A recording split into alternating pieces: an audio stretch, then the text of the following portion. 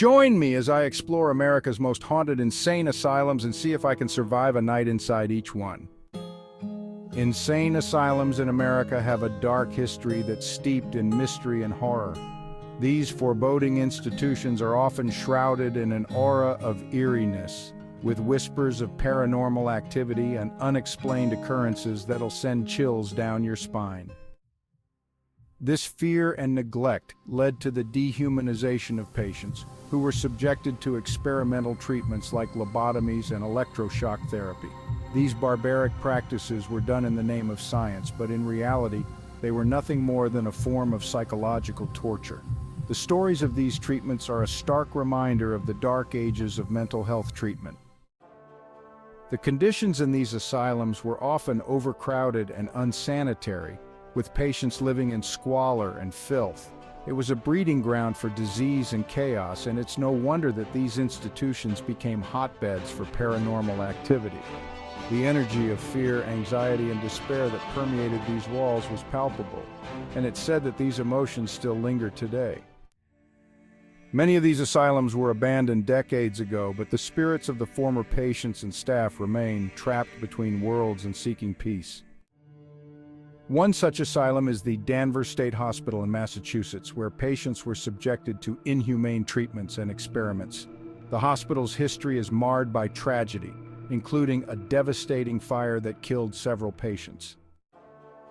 Another notorious asylum is the Pennhurst Asylum in Pennsylvania, which was known for its cruel and inhumane treatments. Patients were forced to live in squalid conditions, and the hospital was finally shut down in the 1980s after decades of allegations of abuse and neglect. Today, visitors to the hospital report strange occurrences, from disembodied voices to unexplained noises and apparitions. The Rolling Hills Asylum in New York is another hotbed of paranormal activity with reports of ghostly apparitions and unexplained noises. The hospital's history is steeped in tragedy, including the death of a young girl who was said to have been murdered by a former patient. Her spirit is said to haunt the hospital's corridors, searching for justice. I've spoken to a former patient of the Rolling Hills Asylum who shared with me a chilling story of her experiences. She told me of the strange noises and apparitions that she saw during her stay, and the feeling of being watched by an unseen presence. Her story sent chills down my spine, and it's a stark reminder of the horrors that these patients faced. One of the most spine-chilling stories I've heard is that of a paranormal investigator who spent the night in the Danvers State Hospital. He captured evidence of strange noises and apparitions, including a voice that seemed to be trying to communicate with him. His story is a testament to the enduring power of the human spirit and the desire to communicate even beyond the grave.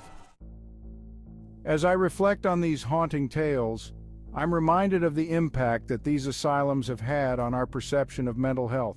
We've come a long way since the dark ages of mental health treatment, but there's still much to be learned from these haunted institutions.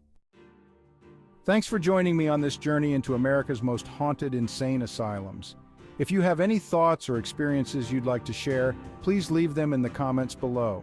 Don't forget to like and subscribe for more videos on haunted locations, and I'll see you in the next video.